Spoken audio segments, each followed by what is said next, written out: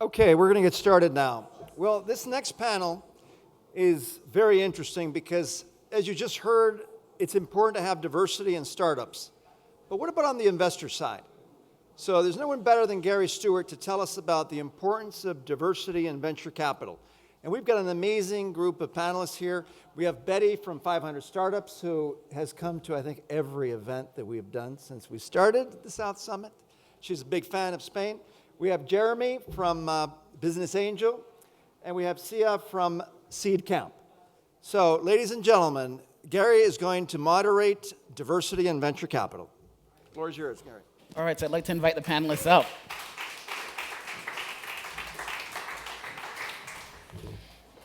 All right, so I think, first of all, thank you guys for being here. Before starting the panel, I just kind of wanted to go over some of the numbers that I found when I just did a kind of quick Google search in terms of diversity in venture capital. And what they found, this was in 2010, a CB Insight study, 1% of venture-backed companies were with African-American founders, 12% Asian founders, 83% white founders. Another study, non-scientific in 2015, found that 98% of all investment went to white founders. This is all in the US, because most of the analysis is usually in the US. Wired noted in 2015 in an article talking about why we need more diversity, that it's not only about the startup founders, most of the tech employees are also white and sometimes Asian men. And when we did our report last year, looking at London, as I mentioned in the last panel, it's pretty much the same story there. So we have with us three well-known investors. As Paris mentioned, we have with us Bedy Yang. I think probably you guys are one of the forces of good in the ecosystem in the sense that you guys are doing so much for diversity. I found just looking on the internet that you guys participate in the Gay Entrepreneur Demo Night. You fund startups targeting gay and trans community. You're geographically diversified. You set up a $25 million fund for Black and Latino entrepreneurs. And sorry, can I ask you guys? Thanks. And you guys also say on your website that diversity is not a strategy or a tactic. It's at the core of who we are. And then next to you, we have Jeremy, who I think this year you won the Europa's Business Angel of the Year. Is that right? It says, and the description was, one of the most prolific and smart angel investors. Jeremy can be found in one of two places, meeting startups or on a plane. The man is a machine. You're originally from Singapore, if I have it correct. That's right. But you're mostly based in London, and you have a portfolio of 30-plus startups in the US. 50 now. Yeah. Sorry? 50 now. 50-plus startups in the US, the UK, Sweden, Israel, and Singapore. Yeah. Last but not least, we have Sia from Seedcamp. He's on the investment team there. Seedcamp is probably one of the first accelerator programs that existed in Europe. Now it's a fund founded by two kind of people who don't fit the typical demographic. It's an Indian woman and a man from Honduras. So you guys have diversity in your DNA, and we're going to explore that a little bit more in detail. But first, I'd like to start with Bedy, because David said that he's actually not doing some sort of like kumbaya strategy. It's really all about kind of being really intelligent. In his words, he's arbitraging racism and sexism. Women and minorities are an undervalued asset class. So I wanted to understand more about what exactly does that mean? Was that just clever marketing? If so, is the rest of the VC community buying it? And are you seeing kind of other companies buying into the same line of thought? So I don't think the rest of the venture is buying into the same line of thought. And if they would be doing that, then there's no arbitrage anymore. But we definitely see that anything that falls outside of what people think a successful founder should look like, whether it's an age, whether it's the race, whether like it shouldn't be brothers and sisters. So naturally, for those sort of founding team, very often like they wouldn't be able to get funding, or even like the valuation it's a lot lower. We always think about like after having invested in 1,600 companies, like how do you like people always ask us, like, how do you find the best founder? Do you know at the beginning if they are? And do they go to specific schools? Like, what is the sort of number that you see that? And at the end of the day, there's not much difference for, like, a founder that went to, like, best universities compared to, like, founders that sort of have, we feel like with a different background, right? So at the end of the day, it's at the valuation that we see a lot of benefit, and that's why like we do that not from marketing perspective. We actually seen really like a lot of really good deal flow. And having a good marketing, just to be on that, actually, even if it's just marketing, it brings the best companies to you anyway, right? So I think at the end of the day, it's similar from the investor perspective. And you're mostly focused on Latin America and I guess Brazil in particular, right? Yeah, So I do invest you see in this? Spanish-speaking Latin America, yeah. Does this play out differently in different parts of the world in terms of the diversity question? Yeah, that's yeah.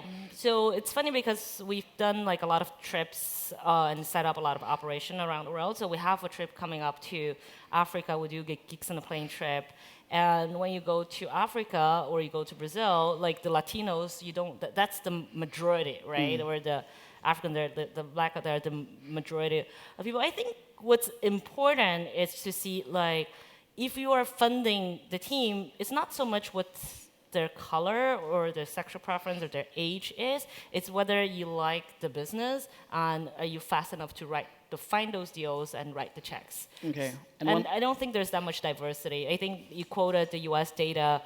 I've seen almost anywhere else in the world, it's normally worse than that. Okay. And I mean, last question before I go into Jeremy. You're the only woman on this panel, lack of diversity here potentially. But in your experience, what's it like being like the real deal, not the kind of like PC answer? What is it like being kind of one of the few women people and persons in venture? I think it's great. Okay, good. All right, so let's move on now to Jeremy, because you're focusing on London, but also you're from other markets. And I guess sometimes the impression that we get from other markets is that they don't really have an appreciation for diversity, that they're communities that are pretty much homogenous. Like, do you think that's a fair assessment? Do you think that diversity is relevant in places like China or other countries, or is it something that's pretty much a US and Western concept? It's a good question. I think it is more of a Western concept, which is interesting given that the predominantly largest segment of I think successful female entrepreneurs in China are female. So it's kind of like in a space where they don't really where diversity isn't something that isn't like a core value for them. It's actually where female entrepreneurs have sort of thrived more so than anywhere else in the world. Which is, Also investors. And investors, and yeah, investors exactly. in China and like too are mostly women. you know, the highest Midas list ranking woman in venture is Chinese, is a Chinese woman, and so on. And why do you think that's the case? I don't know. I don't spend enough time in China to actually put my finger on it. You know, I mean, if I had to make a theory, which is completely wild theory, is that you're in an environment where men are sort of favored significantly more than the women. Like, it's no secret that there's a gender because of the one-child policy. There's a gender discrepancy, and then there's sort of like when the son is kind of like they're called the Sia Houchangria. They're like the little emperor, right? So because they're like two sets of parents, and they all like sort of like dote over this one son that they have, and I think there's a lot less of that effect when you have when you're a woman in China, and maybe that makes you hungrier. Maybe that makes you want to, a little bit of a chip on your shoulder. You want to like prove that you can do better. And do you take diversity into account at all when you're investing, or is it just like que sera, sera? I don't think I did. If I looked at my investment portfolio, it is actually pretty diverse. 20, like about a quarter women. It's predominantly white still, but I think that's a measure of the fact that I'm investing in Europe and in the U.S. primarily. But I've always thought about diversity as sort of like more from a financial perspective, like I've got to diversify my portfolio. So let's make sure I'm and that's part of the reason why I'm traveling so much. Is let's make sure that I've got a representative sample of different types of founders and of different geographies as well. And so I think I sort of had that subconsciously in the back of my mind. Okay. And lastly, Sia. Now I guess you guys have a fund that I guess is focusing a lot on being pan-European. As I mentioned before, both founders are kind of from minority backgrounds. Do you think that has in any way impacted the way that they've invested? Or do you think that the portfolio, despite the fact that both founders are minorities, is still predominantly white men? Yeah, I mean, when Seedcamp was started, the whole idea was really to go like beyond like the preconceived barriers that you can have. They can be in terms of like gender, in terms of just like the country you come from, etc. And at the end, I think with a lot of those barriers, it's about like just like building the trust, like having like people like becoming confident that if like they are in Ukraine, they can actually like still get access to like money to like get like their startup running, and that they can like still build like a larger business, and that if they come from a different social background, that's also the case. And I think at the end, like from like the investment point of view, it's all about like making sure that we are not like just like taking our decision in a silo and like being isolated from the actual ecosystem and like founders, etc. And I think that when we've like been like through that journey over the past years of like traveling across Europe, meeting founders, etc., the things have improved in terms of like just like the geographic diversity of the founders we back. We now like have over half of the portfolio that are companies that never have been based in the UK before that we actually invest in them. And I think that somehow in terms of the social economic background of the founders, it's still predominantly people coming from like middle, higher class, let's say, even when you go abroad. And that's still something that should like be improved. And there are like initiatives, for example, in London, there's something where we've been a bit involved called Startup Kitchen, where it just like makes sure again that people who come with like different background, who have like the energy and like the willingness to like build a company, can like really meet mentors and founders who have been successful.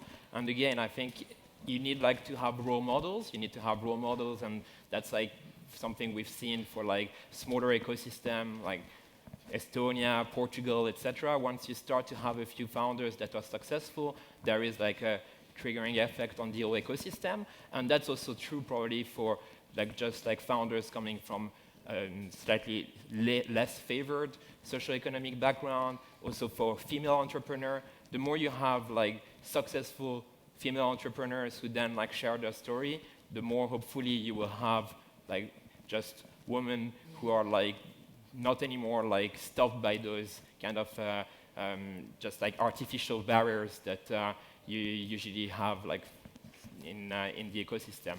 So I mean, one of the things I wanted to bring up in your case in particular is that since you have a pan-European strategy, how do you expect Brexit to affect? Because I was reading the papers today, and so Amber Rudd, who is the Home Secretary, says that we're going to warn companies that foreign workers should not be able to take the jobs that British people should do, and that they're going to ask companies to publish the lists of how many immigrants they have in their company. And then I guess Theresa May, the new prime minister, says that she wants our party and our country to be built on the values of fairness and opportunity, where every single person, regardless of their background or that of their parents, is given the chance to be all that they can be. So that sounds great, but I guess that means that, again, they want to help and support British people who felt left out and not necessarily all of these immigrants. And at the very beginning after Brexit, when we were having these conversations, some in the tech community were like trying to create a lobby, and the lobby was all about going to 10 Downing Street and telling them that we wanted more immigrant visas and stuff like that. But that doesn't seem to play well in this political environment, and it seems like it wouldn't really be good for you, since you're probably going to now have a lot of immigrant entrepreneurs who might not be able to get visas and may not be able to hire other people. How do you think that's going to affect your strategy going forward? Yeah, I mean, it's an excellent question, and it's something that keeps us awake at night, I would say. I mean, yeah, as you said, Gary, I mean, we have like actually quite a few of the founders we backed who are like on entrepreneur visa, etc. And I mean, it's absolutely crucial for us to make sure that our companies can attract the best talents. That's like absolutely fundamental at the stage we invest. And I mean, it's something that is like a serious issue. I mean, then on the other hand, like there's like discussions. I mean, I've seen like those articles about potentially having a London visa. I don't know what would that mean, how this would like actually be structured, etc. But I mean, London as an ecosystem has a lot for it. But from the moment that we are not anymore able to attract the best talents there, I mean, there's like a serious issue there. And I think for Seedcamp, I mean, we are not thinking about moving out of London, etc. But I mean, it will definitely be something to keep in mind in terms of like just like how actively we can like support our companies when they are not like just like sitting in our office space or around the corner. And there might be like then like discussions internally for opening like presence in Berlin or in another city, maybe Spain, who knows. And that's something that we have in mind. It's not like a priority right now because there's like so much uncertainty, and I think no one really knows how all that will play out. But yeah, I mean, that's something. So Brexit could be an opportunity for the rest of Europe to kind of, yeah. Okay, There's so been those truck like going in the city saying that founders should leave London and go for Berlin. I mean, I think still London has a lot of potential, but hopefully we will not end up in that scenario. So if I were to ask each of you one question, which is like, you're meeting, I don't know, Obama, I'm going to say, or the King of Spain, or whomever, and they ask you, well, what would you do to increase diversity within the startup community at all different levels? What would that answer be? Let's start with Bedy, because you gave me a look. Yeah. I think when you think about diversity, it starts with like the sort of where the source of the founder is. Very often, like when you think about who gets funding, it's maybe you're not seeing enough companies or enough founders with that background, right? So I think sort of partially thinking about how you build the diversity component is understanding like when and the sort of education side of the founders, like when they come in and they want to start their company, are you sort of providing case where people feel like this is people like me that I'm successful, so that you can like create that sort of generational inspiration, right? So I think partially you can artificially create the successful case, but I think a lot on the sort of providing opportunity at its community level so that potential founders with that background can become more successful. I think partially that's like one thing that you could do.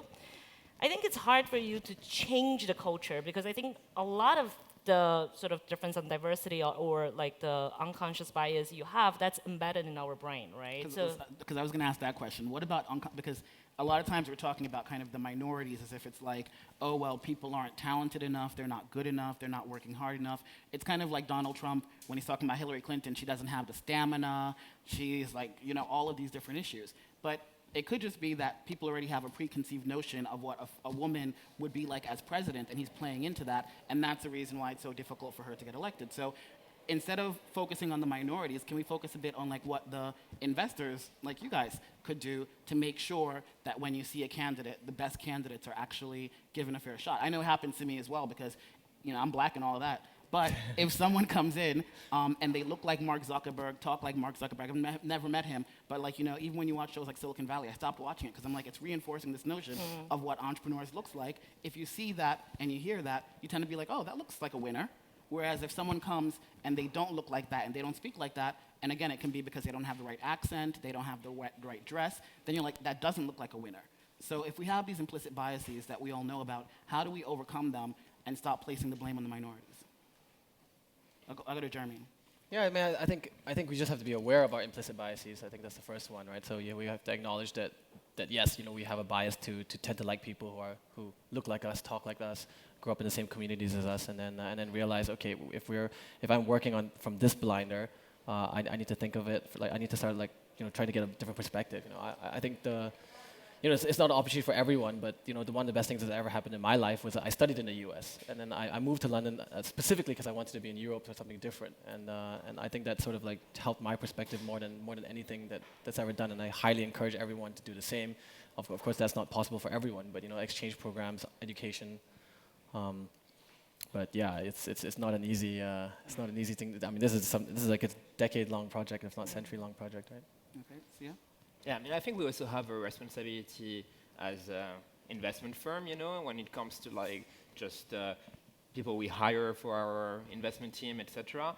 I mean, at the end, everyone has like those implicit bias. You go and like take like a meeting, and you might have like preconceived ideas, etc. But if you can then like bounce your investment decision with people who are like not just from like different background in terms of like culture, etc. But you know, I mean, I'm like in my late 20s when there is like a company that is like pitching an idea around like a social network for moms, it's more difficult for me to relate to it. But the good thing is that we have like people in the team who are parents who are like then able to like look closer at that. When it comes to like esports, we have like half of the team, which is like, how the hell like you can have like millions of people looking at esports? But we have other part of the team that is like, hey, but this is like a growing trend. This is like something we need to like take a closer look at, etc. So the more diversity you have in your investment team, hopefully the more you can go beyond those implicit bias that each of us would have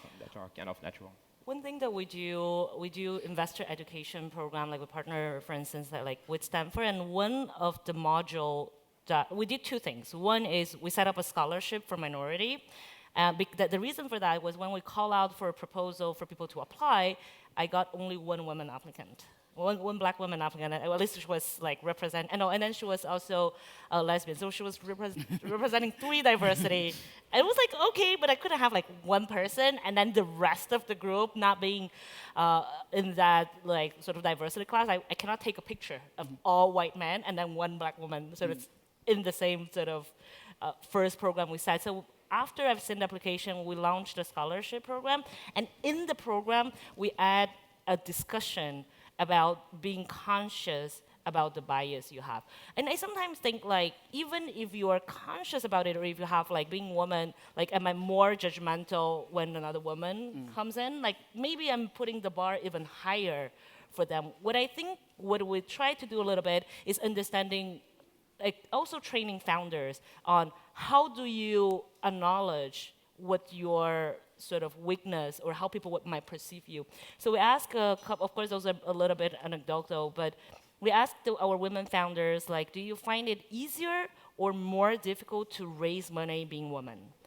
And a lot of them have raised their like good seed round and their like million sort of higher range. And what they answer, and it was consistent like on those sort of 5 women we were discussing, they consistently said, it's easier to set up the meeting itself, but I feel they hold ourselves at a higher bar.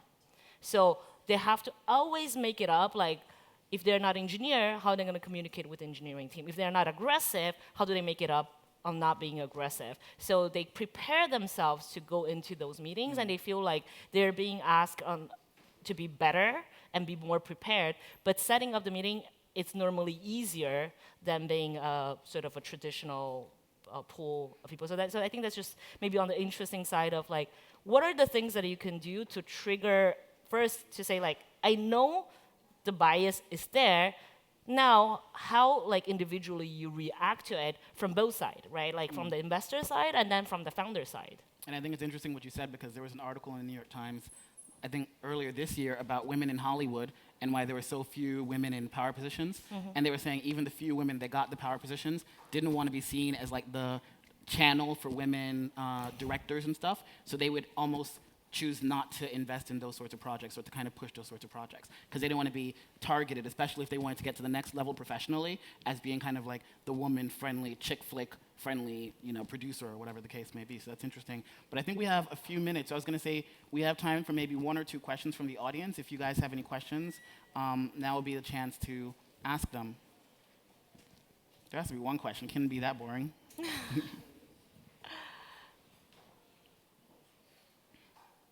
No questions? See if the children were here. Yeah. Come on, this is not Korea. Let's get a question out there. Okay, if not, then I guess what we could do is, any last words that you guys want to say to the audience before we hand back over to Paris? Yeah, Any last thoughts? So last thoughts, basically, I think like the few key things that we need to like try to do more is basically just make sure that like from an investor point of view you have like this diversity, or like it's not just like white men coming from like Oxford, Cambridge who are like taking investment decision.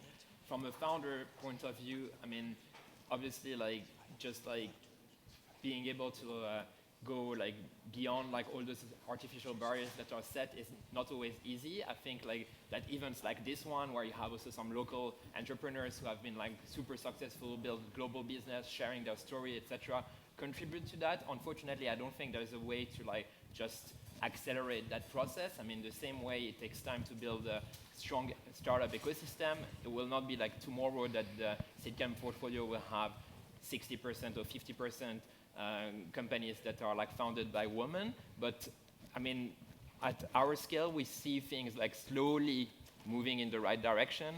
We would hope that they would move faster in the right direction. But the more you have role models, etc., the better. Like hopefully you would have like a diverse ecosystem in terms of both founders and entrepreneurs. So.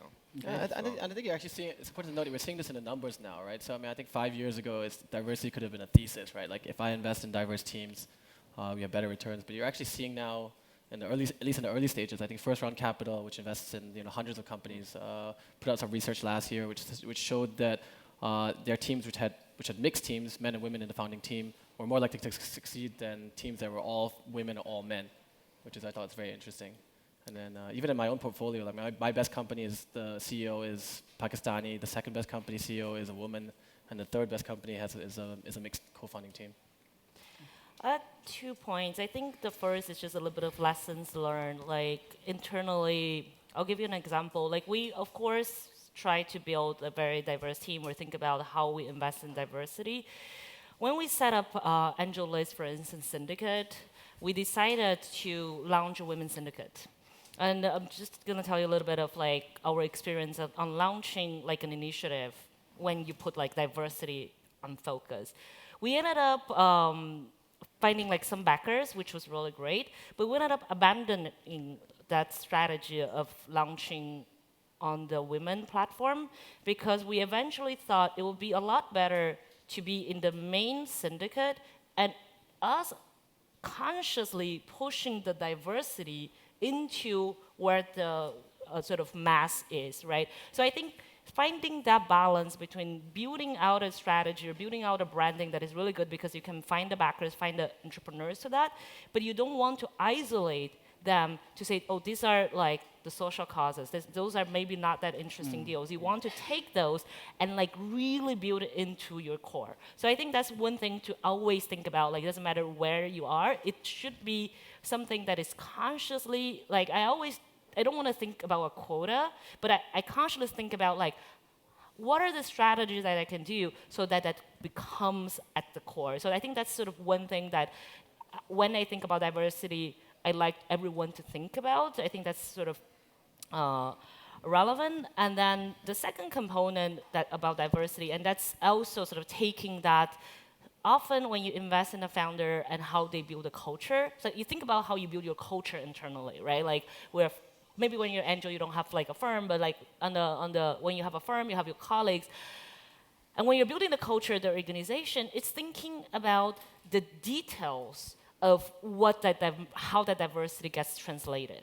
So I'll give you like very specific example. Like in the fund, we have management calls, and we set up the management call so that one of the managing partner can take care of the kids, and then she jump on the call at 8:30 p.m. And then we have to manage like a crazy time zone because one of the partners is Asia, and most of the time Latin America, Dave is I don't know where, and then Christine's normally like, she has kids, right? So having sort of set that standard internally about like when we do the meetings, or you have to always go out and drink because that's our culture so that you can close business, like we want to promote internally people that are not outgoing, the people that are not like extrovert. So I think it's just like really important for us to think about like, the problem is not the marketing, the problem is when you want to do something and it doesn't get integrated to your process, it doesn't get integrated to your core business. So I think it doesn't get really integrated to what you really intend to do. So I think that's something sort of important takeaway, and that's a constant learning we've been trying to implement. And I think we try hard and we're still really, really, really far from where we'd like to be. So I think that's a great way to end, that we should all aspire to make diversity part of our core DNA and not just some sort of isolated, siloed, thing that we add on. So thanks to the panel, and thanks to you guys for listening.